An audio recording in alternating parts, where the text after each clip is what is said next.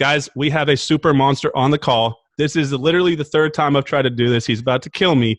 But we have Mike Sherrad on here, Mr. Instagram himself from Alberta, Canada. He's going to talk about how he blew up his business with Instagram. In fact, you guys have seen me lately putting content out there on Instagram over the past few weeks. It's because Mike came on the show a few weeks ago, inspired me to transition to this. Then I botched it on my end, so I apologize, Mike. I lost the podcast, so we're having him back on here because he's a big-time player, big-time hitter. Let's talk about how you blew your business up with Instagram. Yeah, man, that's an awesome question. And, one of the recurring themes that we're going to see as we go through this chat is doing exactly what you did, which is just simply taking action. With Instagram or any social media, people have a tendency to overcomplicate it and overthink it. And it really is just a simple process that requires consistency. So to give you guys a bit of a background, for me, I used to be an engineer. I quit, got into real estate as my city was entering a recession. And after realizing that engineering just wasn't going to get me to where I wanted to be, I got into real estate, but I was young. I was 23 at the time. I didn't know anyone. I wasn't from this city, and I had no real estate experience. So I realized that I needed to find a way to stand out. So I started studying a lot of the agents like yourself that were doing big things down in the States. And one of the reoccurring themes I saw was that a lot of people were using social media, but not a lot of people up here were.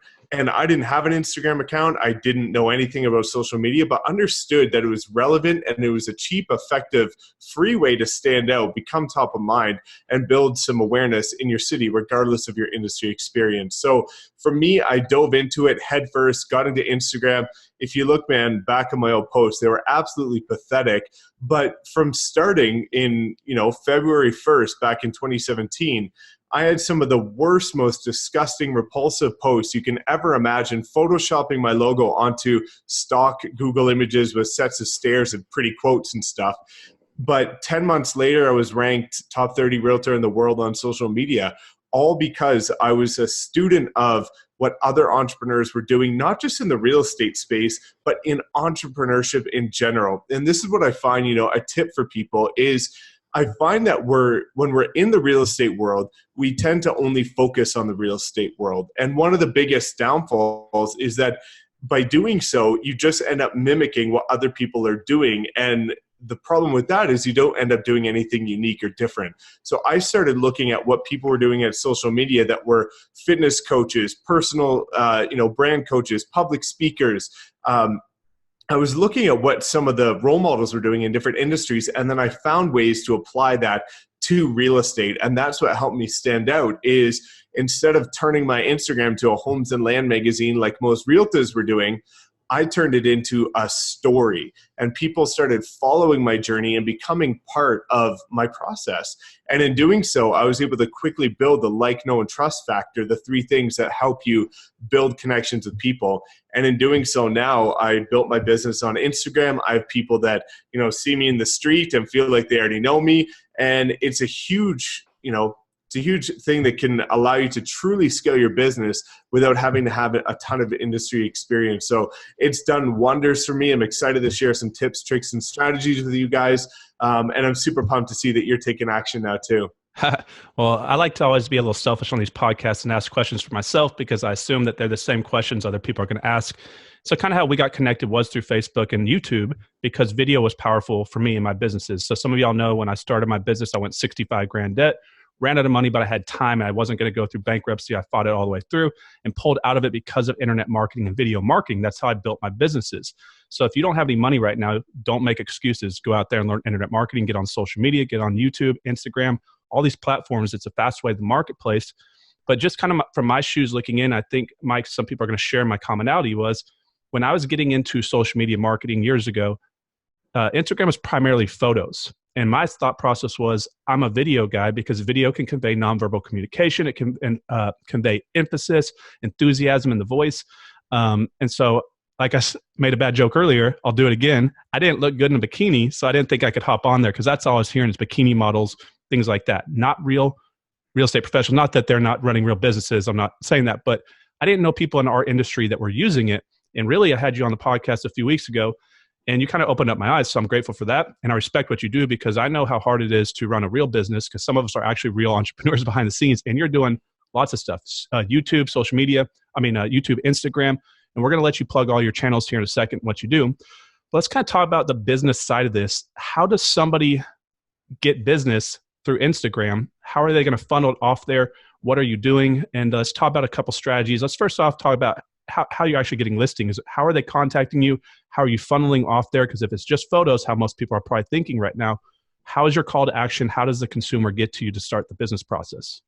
Amazing question, man. So yeah, that's honestly one of the most common questions I get from other people is, Mike, as a realtor, how can I use Instagram to get business? Is it not just for influencers or photographers or, public figures? How do I get business?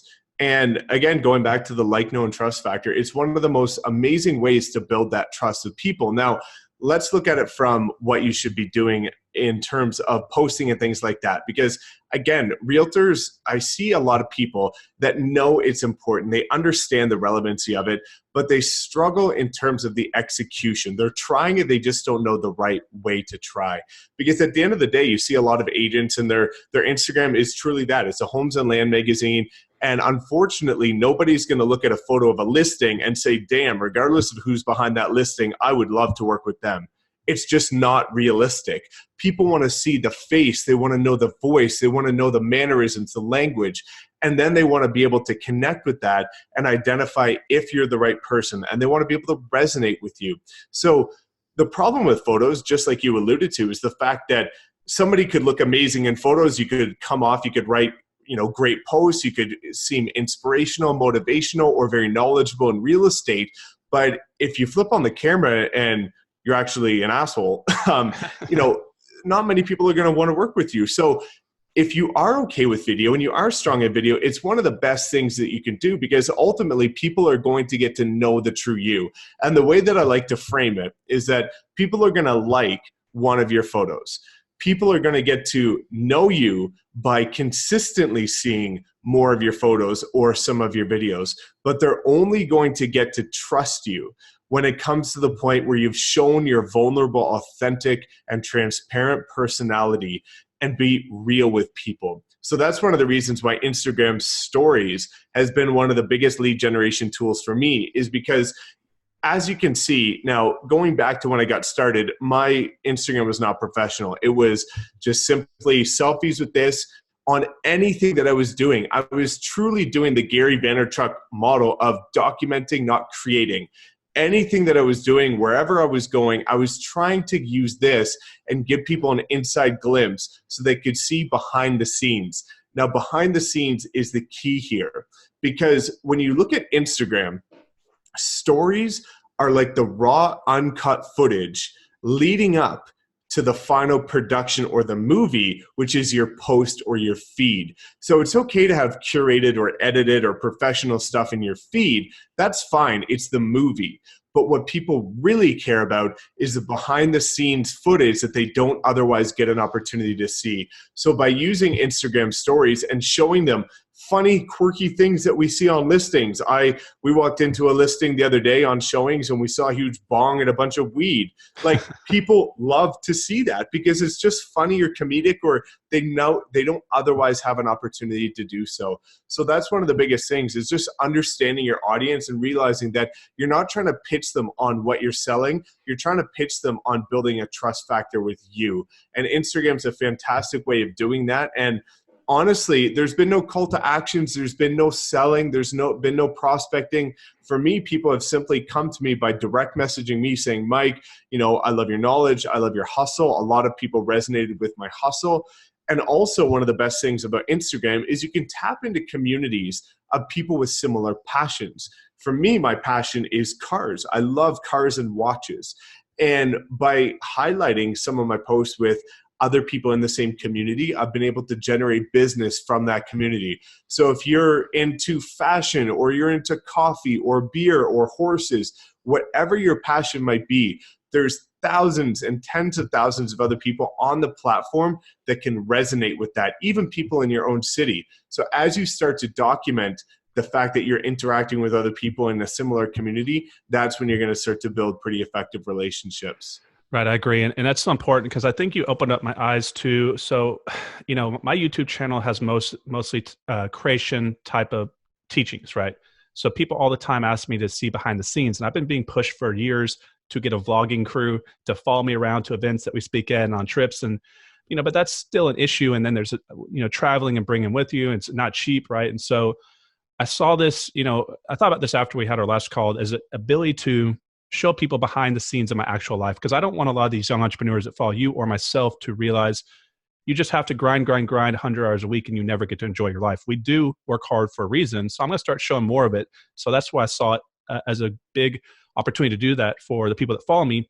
But also I was pushing it away off my plate because I'm so busy already running multiple businesses, as everybody is. A lot of you guys following this, what it feels like to not have any time and need more time. But I realized Instagram is going to be a very not time-intensive strategy for me. It's not like I'm doing long podcasts like this or YouTube, which is actually time-intensive. So I saw that as a value add that I could use this and integrate it into my business. Now, I hope you realize I stepped my game up a little bit over the past few weeks. So I'm going to hit you with some questions here that are going to be important. So you have, man. And, before we jump into that, one thing that I wanted to say, and I can see this with you, is you've done very well at a young age. And unfortunately, there's always going to be a lot of people that are going to look at you and say, he was lucky, or it was an overnight success, or, the stars just aligned and he was just in the right place at the right time. But if you actually document your journey, people are seeing the work that goes into it. For me, they see when I lose a listing, and I explain to them what I took from that, what I learned from that, and how I can overcome it next time, or any lessons learned. They can see the work, the struggle, and the rise to the occasion. And I think it's important for people to be, it not only inspires them, but it also puts it in perspective of how you actually got to where you did. Right. I appreciate you saying that. So yeah, for you young guys, you got to keep pushing. I've made money, lost it, made money, lost it, and made money again.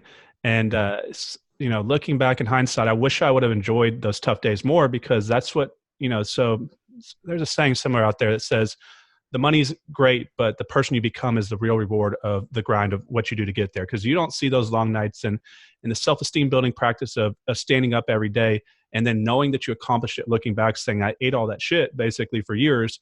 And so, Mike, I don't know if we talked about this last time, but I worked 1,100 days off, or 1,100 days straight without a single day off, with a 12-hour day being an average, most days 16 to 18 hours, and people call BS.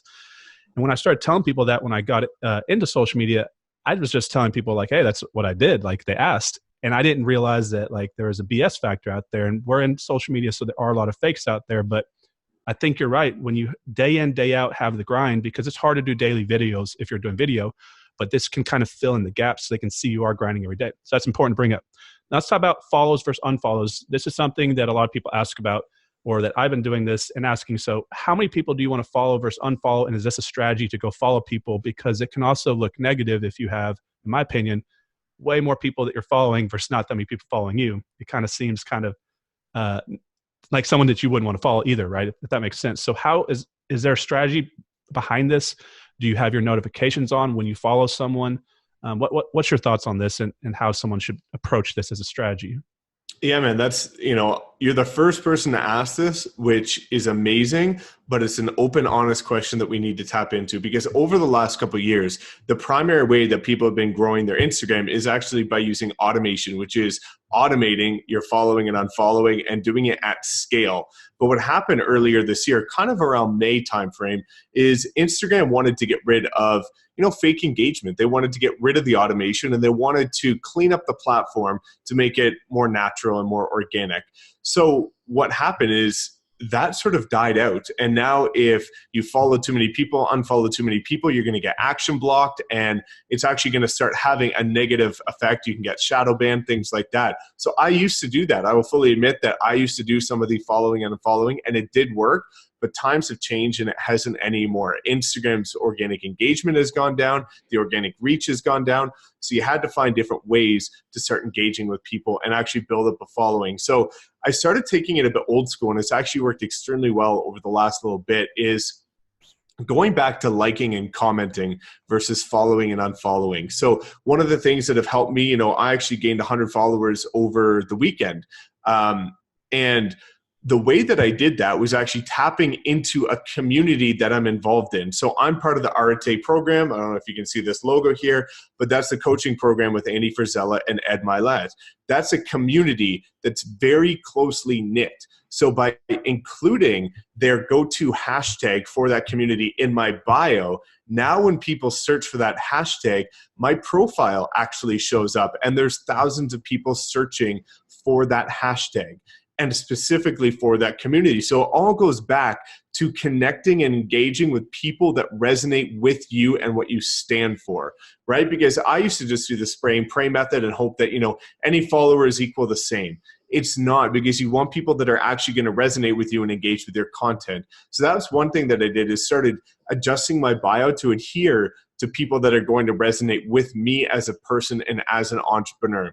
And then going back to the liking and commenting, again, I tap into groups of people that are going to like my content. So for me, every night before I go to bed, usually around 11 p.m., I sit there on my Instagram. I go to a couple specific hashtags, usually 4 to 5, and I just like all of the top posts and drop a thoughtful comment on it and show that I actually care, that I'm actually a real person. I'm not just automating this stuff. And that's made a world of a difference, because again, I'm tapping into hashtags that do align with my profile. They do align with me as an entrepreneur, and the comment's thoughtful to the point that when somebody gets a comment from somebody that they're not currently following, they're likely going to check them out. And then when your bio relates to that person, they're oftentimes going to follow you. So that's been a huge thing for me over the past little bit, is understanding that following and unfollowing can work. It's dying out. And you're exactly right to what you alluded to before. If for me, I've got 16.1 thousand followers, if I had 21,000 that I was following, they were going to say, what the heck's going on here? This is not real. He's just been following everybody under the sun. Right.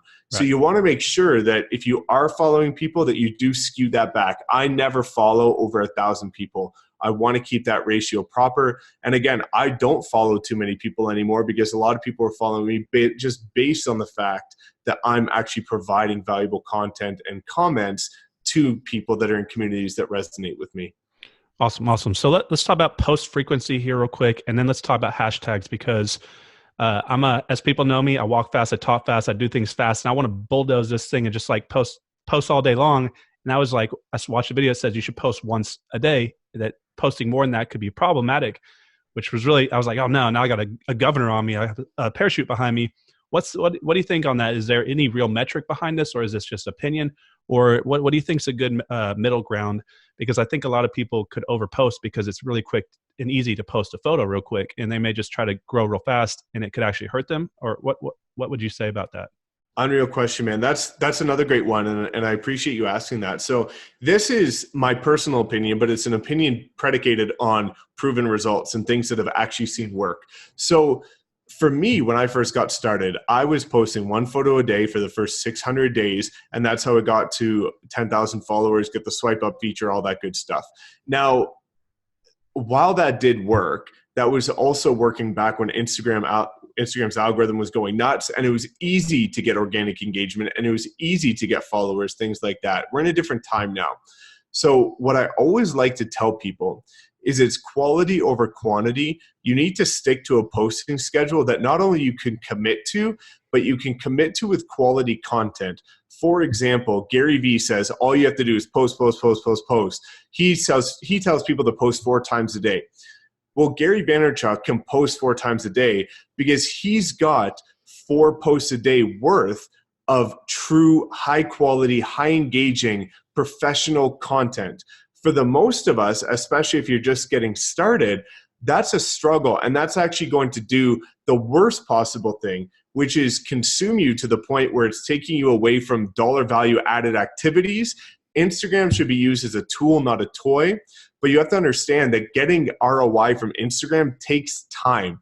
So if it's taking away from your door knocking or your prospecting or your networking, that's a no-go, right? So you need to say, for me now, I find that because I'm, again, similar to you, I'm quite overwhelmed, I'm busy, I've got a lot on the go, I can only commit to posting 3 to 4 times per week now, high quality, thoughtful, engaging posts. And I commit to that. No more, no less. If I do more, that's fine.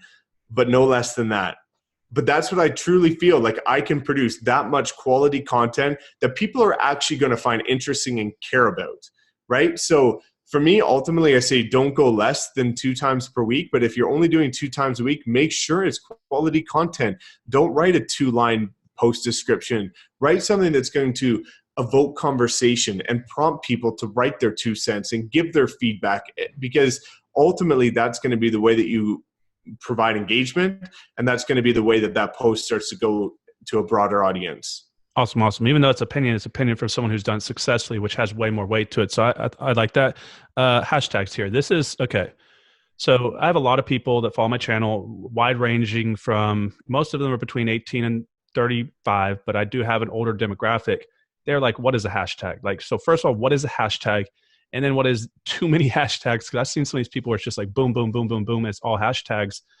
Once again, should you have 1 hashtag, 5 hashtags? How many hashtags do you have? And how would you go about that kind of thought process behind choosing the hashtag? Are you using something like a Google keyword planner tool or something like that? Or is there something that they can use to check impressions, or something that can give them a gauge of what would be a better hashtag than one that will not generate anything as far as looks and impressions? Definitely. So a hashtag basically allows your photo to be seen amongst other photos that are using the same hashtag, right? So it's a searchability tool where you can start to be grouped with other people that are using the same hashtag. Now, in terms of criteria, you're allowed to use anywhere between 1 and 30 hashtags. I like to personally break it out. Now, I do use quite a few hashtags because, again, once you're at the point where you're verified and you're a huge public figure, it's usually, tests have shown that the optimal amount of hashtags is 7. But that's 7 based on people that have hundreds of thousands or millions of followers. So for them, whenever they use a hashtag, they instantly rank as one of the top posts for that hashtag. So they don't need to post a lot because they already have a lot of natural engagement and reach. For us, it's important for us to be seen amongst a broad group of hashtags, but we have to be tactical about our hashtags. For example, you have to be using hashtags that people are actually searching. I see a lot of real estate agents that are going to post using me, for example, Sherrad Realty or Sherrad Real Estate. Nobody on planet Earth is searching for Sherrad Real Estate. So don't use that hashtag because it's a waste, right? What you want to be using is a blend of different hashtags that are going to allow you to be found under certain criteria. So the first one is local. If you want to be known as a local entrepreneur or a local realtor or whatever you might be, a local business, you want to be using hashtags that are local. Now, when you go type in a hashtag on Instagram, at the very top, you're going to see a bar that says suggested. And what that is those other hashtags that are listed under suggested are what Instagram's algorithm uses to rank the top posts for that hashtag. So for me, if I'm in Calgary and I type in the hashtag Calgary, oftentimes you're going to see Calgary life, Calgary living, Calgary buzz, Calgary business as those other hashtags under suggested. So if you use those other suggested hashtags, you're more likely to rank for the original one you were going to use. So what I like to do is I like to choose maybe 3 to 4 different categories. For example, local, I'll choose maybe 5 hashtags from that local group.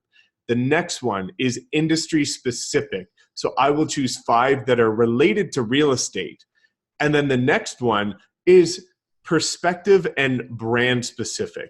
So for me, I'll use ones like hashtags that Gary Vee is using, hashtags Andy Frisella or Ed Milet are using. So I like to use ones of those. So I like to group it into different things to make sure that we're covering our basis. And the fourth one is passion related. So for me, if I'm posting a photo with my car, which is a big part of my personal brand, I'm not going to blow it up with hashtags about real estate because it's a purple BMW, right? So I want to be using BMW specific hashtags. So make sure that the fourth criteria is you have hashtags relating to the actual photo itself. Now, one recommendation that I will say for people looking to break out, grow their following as an up and coming channel is when you look at a hashtag, you're going to see how many posts are associated with that hashtag, how many people have used it, right? If you look at real estate as a hashtag, there's something like 44 million posts that use the hashtag real estate. It's going to be hard for a new up and coming channel to rank for that hashtag. So what I like to do again is use a blend of hashtags that are broad and then some that are a bit more targeted, hyper local and niche that maybe only have 50 to 100,000 posts with that hashtag, but relate to me. Again, going back to the 100 followers I gained over the weekend, going from 16 to 16.1 thousand, that was all because I started engaging with the Arete related hashtags, which is my coaching group. Very specific, 500 to 1,500 people have used that post. But because it's such an engaged group, all of them followed me back, right? Awesome, awesome. So that's it. Yeah, I mean, I feel like you're about to make a big uptick. Whoosh, just take off exponential. Now, damn it, Mike, now I'm going to have to go back and edit. Can you edit posts? That's another question I have because, everybody knows I run real fast. Not, growing up, I was part dyslexic, I guess you could say. So sometimes I don't notice little things and then I post stuff. I'm like, crap, going back, I shouldn't have posted that, but I don't have time to slow down. I'm running a million miles an hour. Can you edit a post if you post something that you don't want besides not just deleting it, but like, can you go back in and change? Because I was thinking about that. I didn't see an edit feature to it. Yeah, definitely. Yeah. So you can go back, you can edit posts whenever you like. You can adjust the hashtags. You can adjust the description. Again, one of the big things that's really important is writing something that's engaging. And that's one of the biggest mistakes I see people make time and time again is they'll write a motivational quote or an inspirational quote and it's one line. Well, that's great. Thanks for that quote. But what does it mean to you? Why did you write that quote? How did it make you feel? How is it going to impact other people? As soon as you write your perspective on something, that's when other people are going to toss in their 2 cents and start to engage with your post. And that's what you want, because how Instagram works is whenever you make a post, it shows it to 10% of your followers. And if out of those 10% of your followers, they actually start engaging with it, they're going to show it to another 10%. And if those 10% continue to engage, it goes and goes and goes. But if those first 10% don't engage with your post, they don't comment, like it, it dies there, right? So you can go back and edit it. But what I see is the better option is just to continue to go forward with a better practice going forward. Because as you mentioned, there's no point in going back and reworking something that's in the past, right? Unlike YouTube that grows over time, Instagram after basically the next day, it's in the past. Keep trucking forward and start fresh.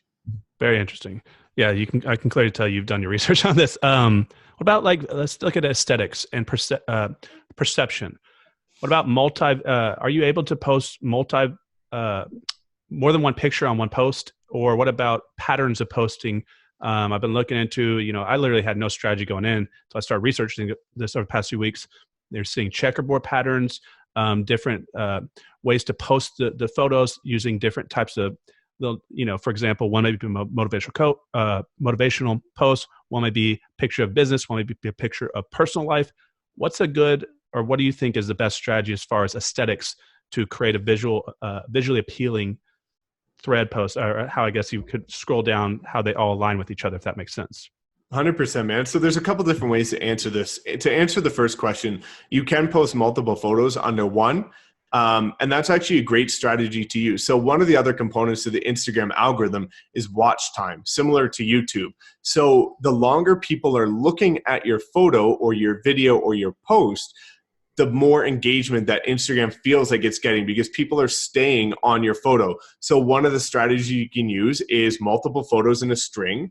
You can use a video, or again, going back to a lengthy, thought-provoking description. If people have to take 20 seconds to read your post, it's much quicker than just reading one line. So I think it's important, and that's again why video is so important, because it upticks the watch time. Now, in terms of going back to a curated feed, that can be a really advantageous strategy. And there's 2 different strategies that a lot of people like to use. One is curating your feed in terms of how the colors look. So they'll use filters, right? And they'll use presets. So you see a lot of female bloggers like to use this, where all their photos have sort of a whitish tint to them. That is very visually pleasing, and it really does help with your followers because it looks professional. So what they use is like a Lightroom preset. So all of their photos have the exact same filter. The other strategy is exactly what you alluded to, which is having a checkerboard that's strategic and has maybe quotes, videos, and then lifestyle, something like that. For me, I don't use that because I actually love Instagram to the point where it's an active daily part of my business. So I like to do stuff on the whim. But somebody like yourself that maybe aren't enjoying it as much but understand its relevance, I think the checkerboard is one of the best things that you can do because it creates a system. And when it creates a system, that's going to save you more time and effort because you know exactly what's going to happen going forward. So I highly recommend that. And again, for somebody that's not going to spend an extensive amount of time or money investing into their Instagram, having that checkerboard as a foundation is going to be a really great way to show that you are putting effort into it, you are consistent, and it's visually appealing to somebody that's coming across your profile for the first time.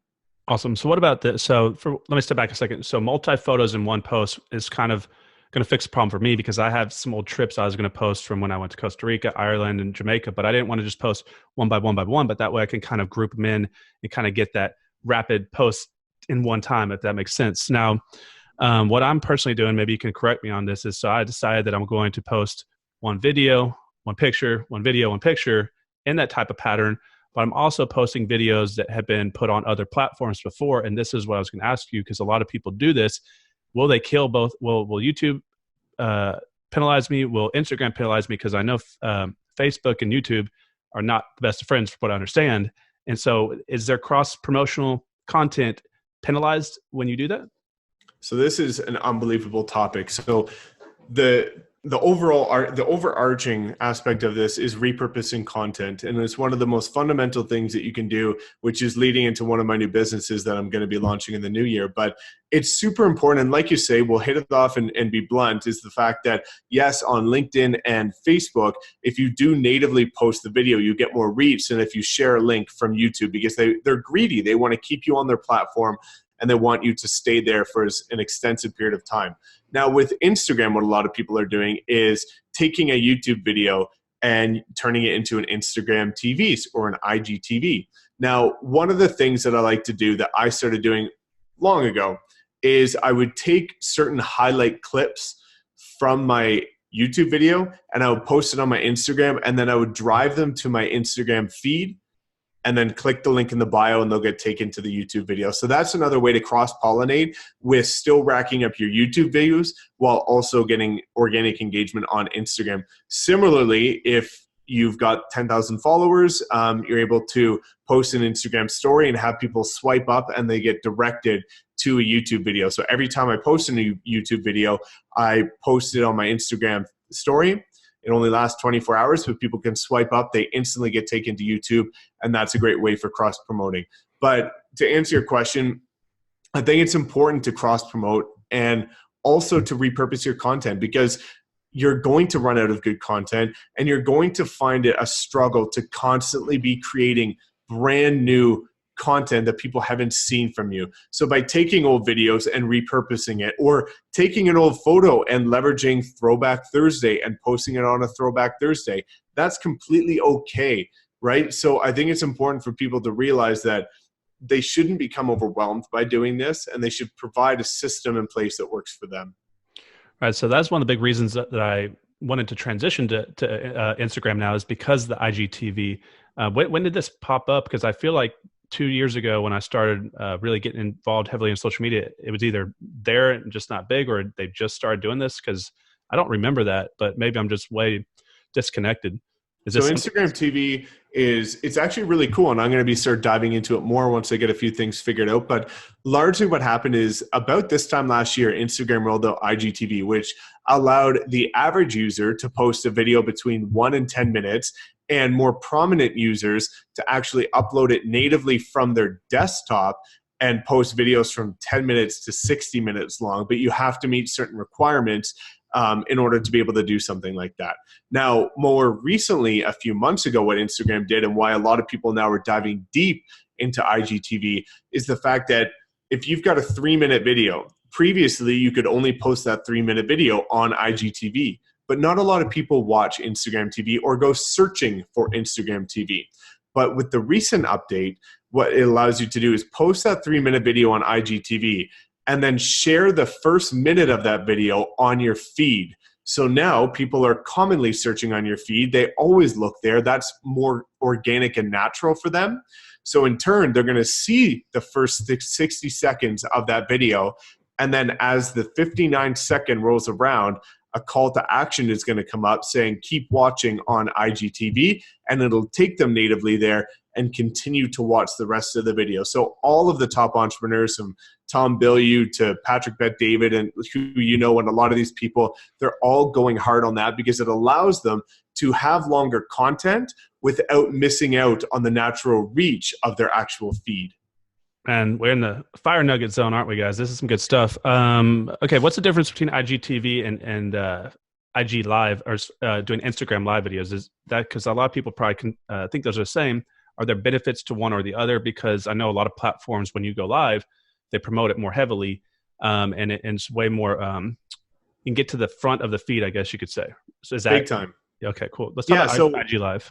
Exactly. So IG Live is good because, again, it does notify everybody, your entire audience, whenever you go live. So it's a great way to build organic engagement and, again, connect with your audience, because at the end of the day, you know, not to beat a dead horse, but the goal of building your personal brand and using social media is to build the like, know, and trust factor.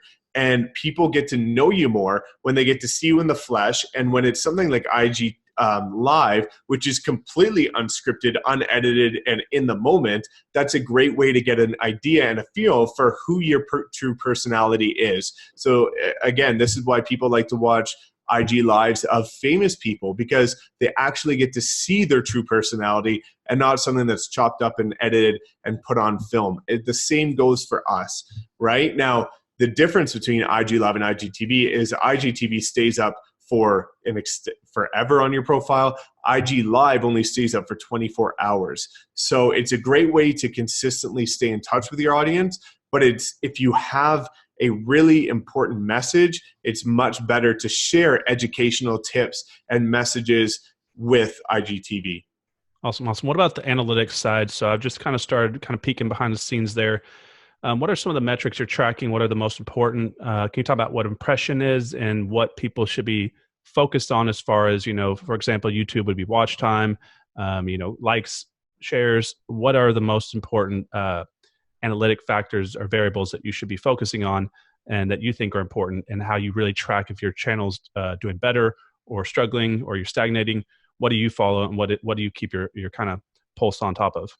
Definitely. So in terms of understanding if your profile is doing quite well, one of the biggest things that I like to track, and it actually will always say it at the top of your profile whenever you're just naturally on there, is how many people have viewed your profile over the last, you know, week or 24 hours or 48 hours. That's one of the best ways to gauge it, because if you're going to see that number drop, that means you're either not posting enough content, you're not posting consistently, or the content you're posting just isn't resonating with people, so you need to make a change.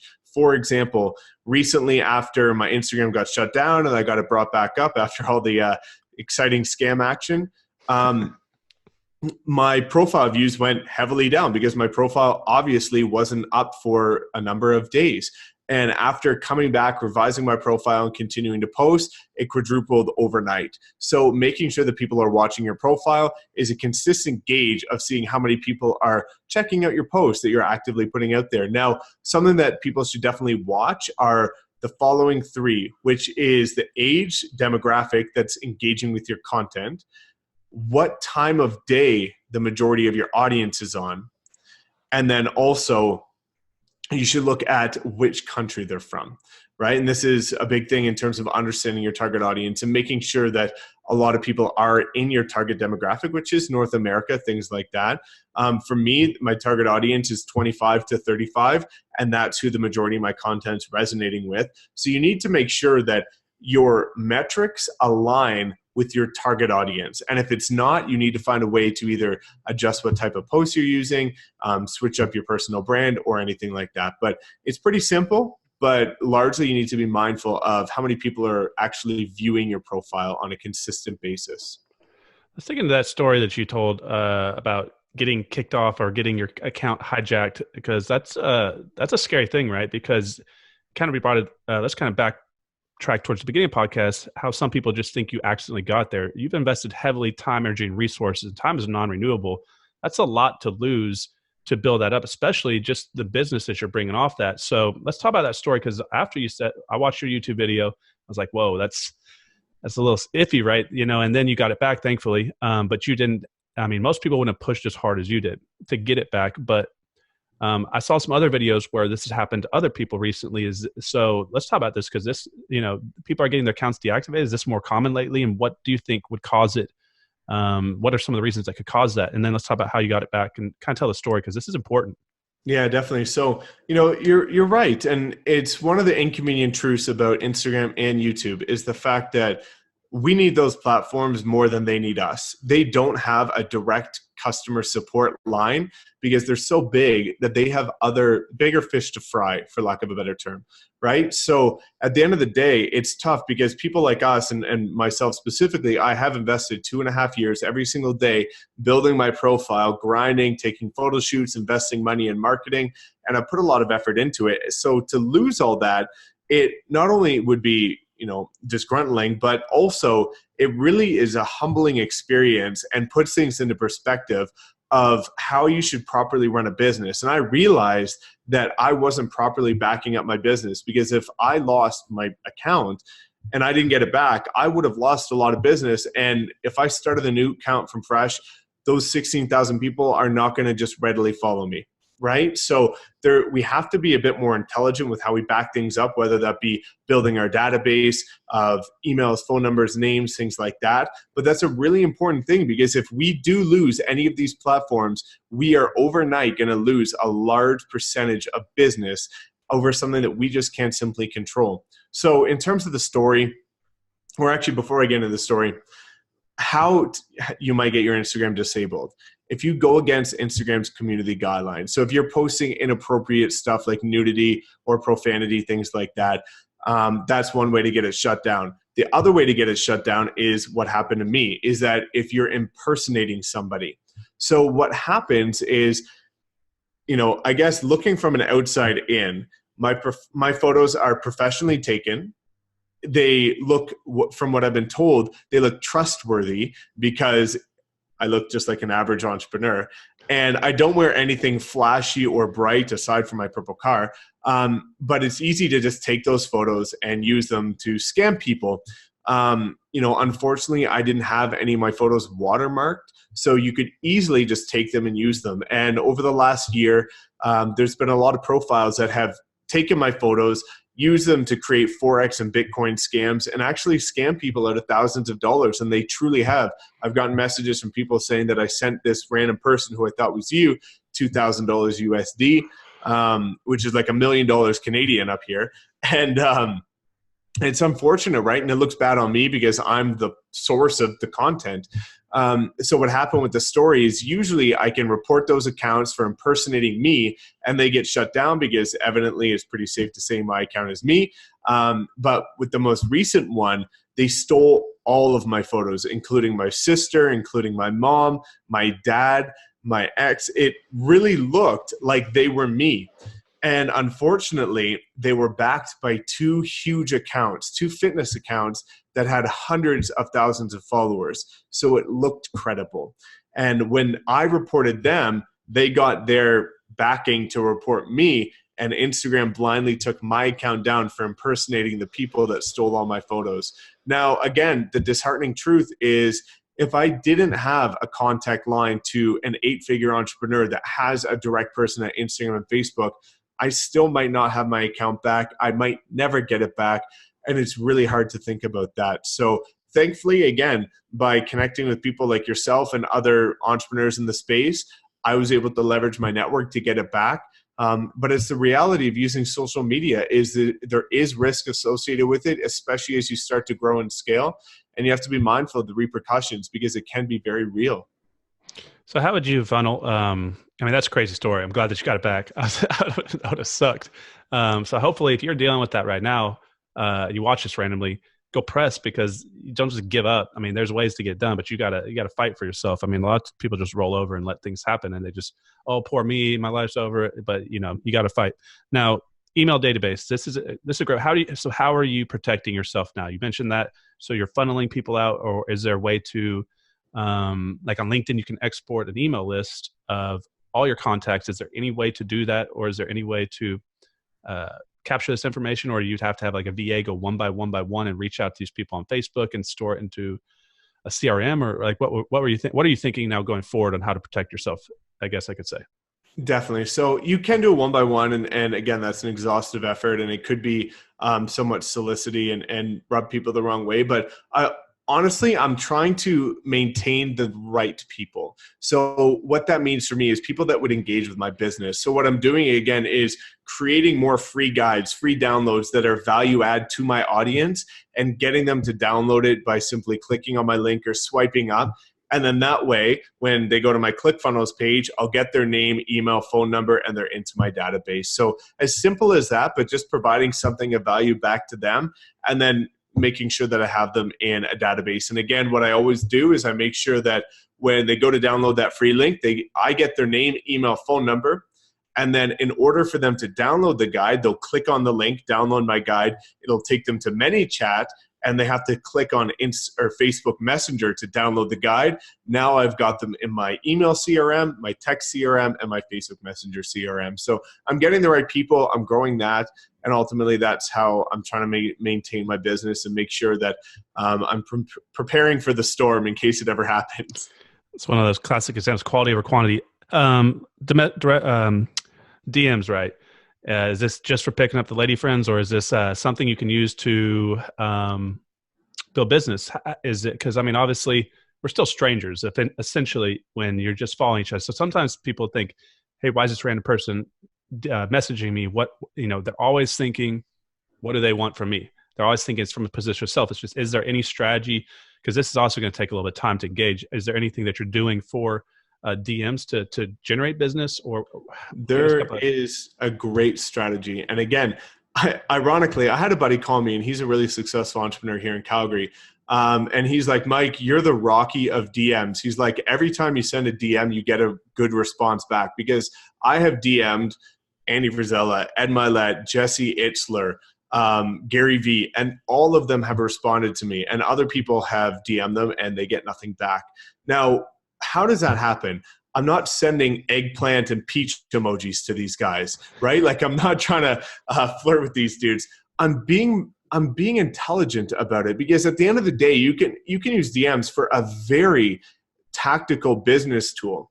But what you have to do is you have to think from the other person's perspective. And a lot of people don't do that. You know, I'll talk about how to get people to follow you after this as well, in terms of understanding other people's perspectives. But in terms of DMs, when you're DMing people, do it with something that's value to them, or do it something that relates to them. Again, I was able to pick up a bunch of clients in real estate by DMing. So what I would do is I would search for the hashtag of a specific community in my city. I would find people that look like average homeowners, or a lot of people like to post content in their house, in their neighborhood, and I would send them a DM, and I would simply just say, you know, hey, John, absolutely love seeing you, you know, posting content with your family. How are you enjoying Auburn Bay? And see how they actually like the city. Or I would post something again, and just, if I was to DM you, you know, I'd say, hey man, I absolutely love your podcast. I've been getting so much value from it. I love every single one of your videos. It's truly helped me take my business to the next level. We should chat sometime. It's not reaching out saying, hey man, can I get on your podcast? It's actually crediting you with something that would make you feel good, is sincere because I actually believe it. And also, it's making sure that it's not salesy. So whenever you're reaching out to people, make sure you're doing it with the right intention. You actually believe what you're saying, and you're doing it with a perspective that's giving to them and not taking, right? Going back to Gary Vee's jab, jab, jab, right hook, you have to give, give, give before you can go for the ask. And naturally, through true conversation and organic conversation, the ask will eventually come into play, or the conversation about, well, what do you do comes into play. I'm a realtor in your neighborhood. We should chat, whatever. It'll come up, but don't rush to have that be the first thing that they see. So that's a big thing. And then going back to perspective, we have to talk about that from a following perspective. One of the biggest, I guess, tests that I like to do on any Instagram profile for somebody looking to take theirs to the next level is ask yourself, if you came across that profile, would you truly follow that person? And oftentimes what you're going to see is a lot of people wouldn't follow themselves. So why would somebody else follow you?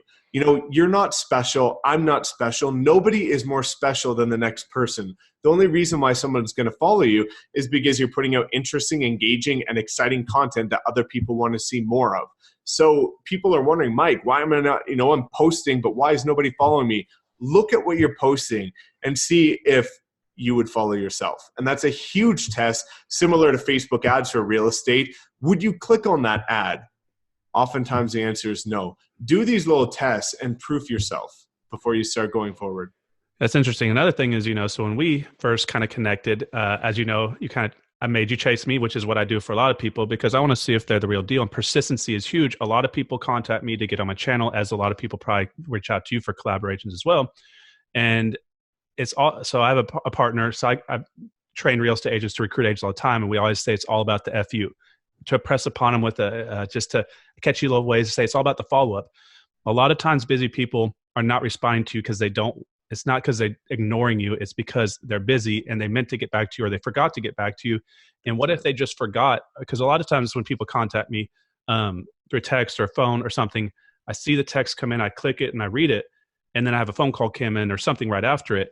And then later when I open up my text thread, you know how it's like highlighted and now it's no longer highlighted as red. I don't see it. It's no longer in my awareness. So a lot of times I intend to get back to people, but I'm just so busy and then it slips my mind later. So if you don't follow up and reach out to people more than once, like almost like why reach out at all, right? Reach out until they either say stop and leave me alone, you're harassing me, or if this is business, why would you call one person one time or market to someone one time with one mailer or send one pay-per-click ad to them or not retarget them? So that's pretty important. Just something to point out. Some about a couple more strategies if you have them on how to increase the following. And then maybe if I didn't, because obviously sometimes we don't know what we don't know. Maybe I have asked a good question that you think should be brought up that would be valuable. And then I'm going to let you pitch anything you want to pitch and kind of drive some of my traffic your direction.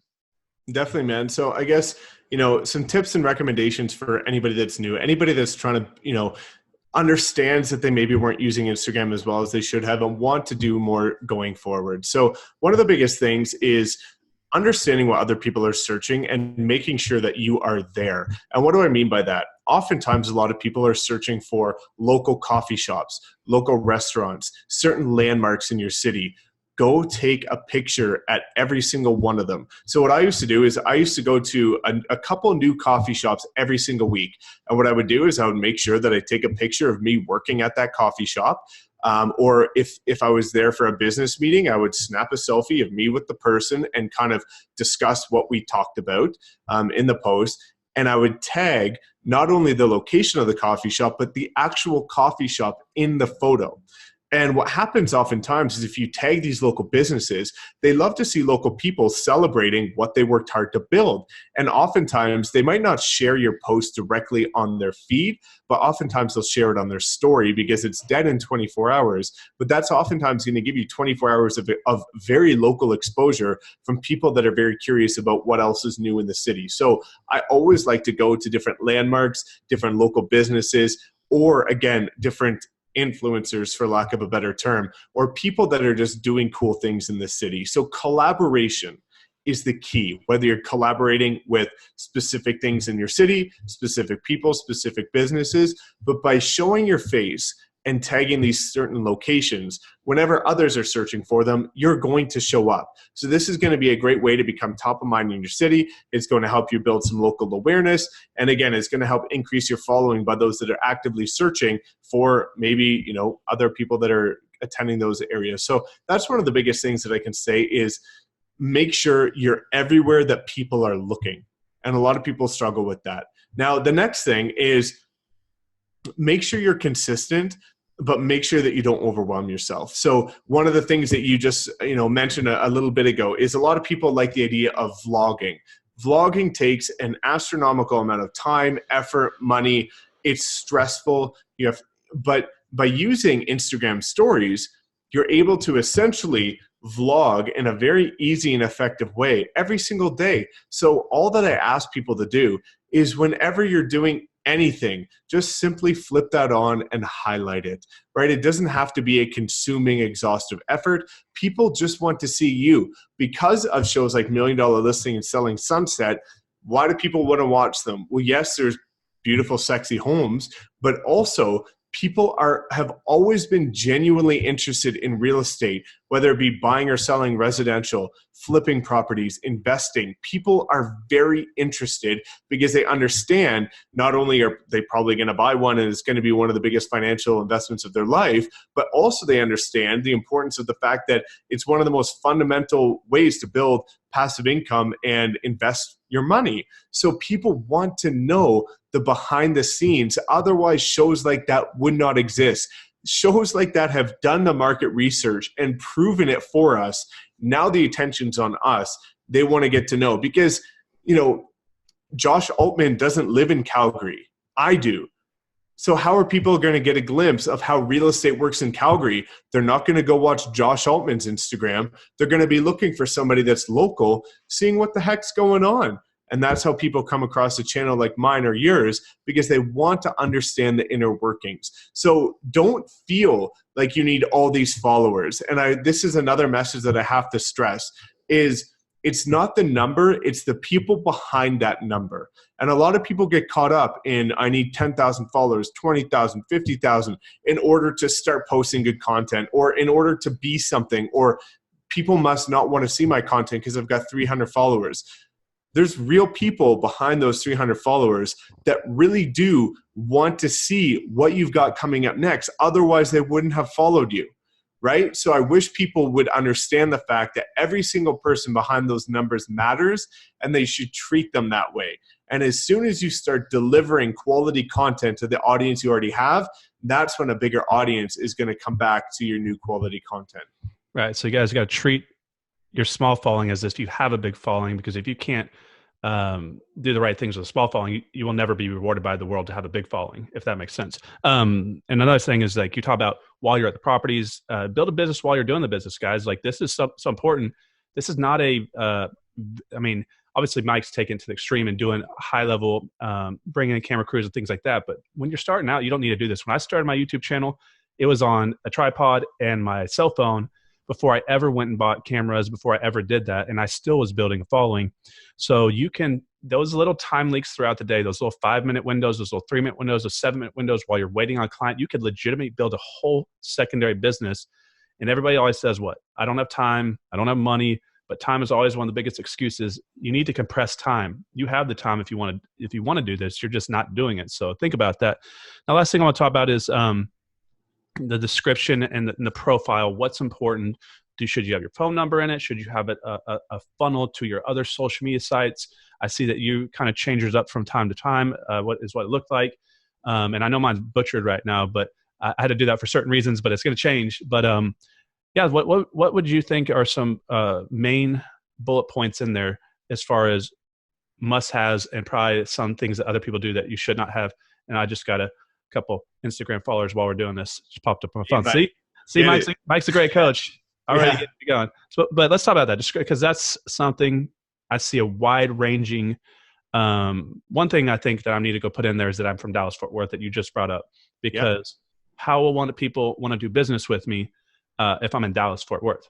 Now, so if they don't know that I'm in Dallas Fort Worth, right? If that makes sense. So let's talk about that. Are some of your gold nuggets there? Definitely. So in terms of your bio, there's a couple of key things. One is, in terms of let's talk about the not having your phone number or email in there.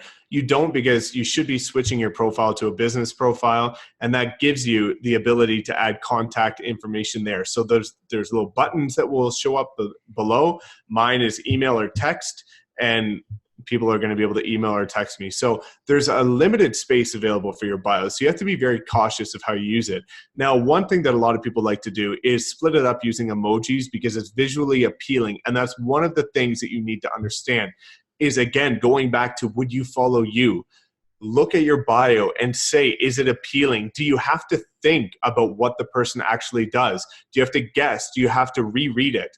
You should be able to look at somebody's profile and say, bam, he's a realtor, he's in this city, he specializes in investing, he works for EXP, and he coaches. Like, you should be able to look at that within the first glance and tell exactly who this person is and what they do and why they might be of interest of you. So separating it in terms of line breaks, as well as using emojis to break it up and draw attention to the specific criteria that you care about, that's really important, right? And if you jump around from place to place, what a lot of people do, especially frequent travelers, is they'll use a little pin emoji, and then they'll put whatever place they're located in right now there.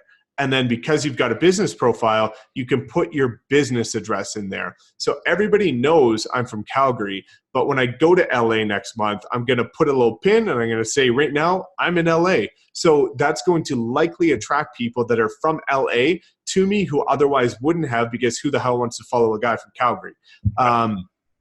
Right? So, and then a tip that I like to use, because again, you kind of alluded to the fact that sometimes you have some links or some policies or some certain things that you need to include in your profile. So the way that you can do that without cluttering it is using something called Linktree.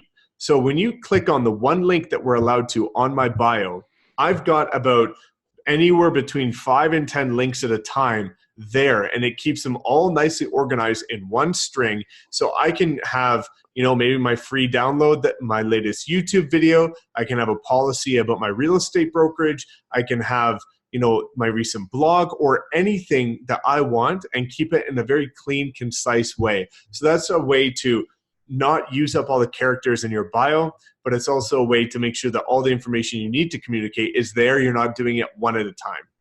Awesome. Yeah, I think that's a really good strategy, what you just talked about, the pins. But so here's kind of what I was thinking. As you know, guys, I run an EXP Relay team that's in 25 states. My goal is to be in all 50 states in every Canadian province. And as I fly around, I've literally been bounced around like a ping pong ball. So I'm going to Philly, New Jersey, New York City on the November 14th through the 22nd. I'm also going to be in New Orleans on the 6th, 7th, and 8th. And so what I was thinking was doing was dropping, as the following grows, dropping a story, say, hey, I'm coming through town. We're doing this event. If you want to meet me, essentially, let's grab lunch, or let's come to the event, or whatever. So these are some things that I've been thinking about how I could potentially use that. And so that pin idea is a great idea. That's a great way to do it. And also, one of the things that I recommend in that sense is whenever you make a recent post, or whenever you are leading up to that point, one of the things that you can do that works really well, that I've seen, and again, a lot of top entrepreneurs preach it, is that if you say you're going to be somewhere, in your stories, you can use hashtags, right? So if you're flying to New York, hashtag in your story about you going to New York, hashtag New York real estate. So any New York realtor that's following that hashtag, if they're checking the stories of that hashtag, they will see you, right? So it's ways of exposing yourself in creative ways that others might not be thinking about. So if you're going to multiple cities, make sure you tag them. And that's going to help you get in front of a bigger audience that's very hyper local and targeted. That's great. That's a great idea. Last thing, I guess, 2 more things. Mass posting and automation. Is there any tools that can help with this? And then consulting, because I clearly know people are going to follow this and say, hey, Mike, I'm a busy entrepreneur. I have money. I don't have time. How can you help me? So let's talk about automation. Is there any tool, or is there anything like a Hootsuite or something that can allow you to pre-time posts ahead of time, or just leverage your time a little bit better? Because that's what busy people have an issue with. I think that's why more people are not doing social media, is because they're so focused in the day-to-day grind. They're trying to make money, but this is also, they need to realize this is not for hobby. If you're a business owner using social media, it's for business. Now, everybody can use it for personal life, and a lot of people do. We're not saying don't do that, but for business, you want to get the best result for the least dollars spent and the least time spent, if that makes sense. So what is there anything out there like that? 100%, man. And just, even to touch on that point that you just mentioned, is people can't afford to not build their personal brand right now, because as different technologies come into any industry, especially real estate, there's more disruptors, and you have the Amazons, and you've got all these people coming in with iBuyers trying to disrupt the industry. The one thing that's going to help you stand out is to build a personal brand to the point where the average consumer of the public is going to not even acknowledge the changes that are happening and say, I got to work with him. And that's what happens. I used this example earlier today with somebody else. Nobody in the world likes K-Swiss shoes, but Gary Vee drops a set of K-Swiss shoes and everybody under the sun buys them to the point they sold out in one day. Why? Because Gary Vee has a personal brand that no matter what he does, people want to work with him. The same goes with any industry, including real estate. If you build a strong enough personal brand, which happens by consistently using social media with a plan as a tool, not a toy, people will work with you regardless of the nonsense that happens in the industry. So in terms of automation, yeah, there's three kind of primary ones that a lot of people like to use, which is Hootsuite, Buffer, or Later.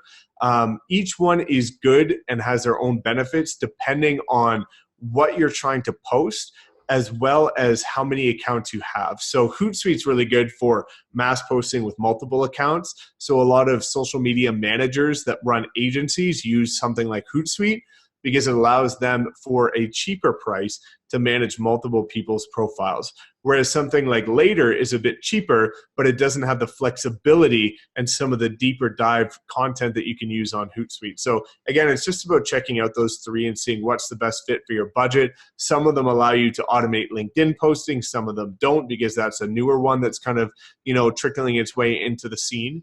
But again, it's just coming down to your budget, and that's the primary resource.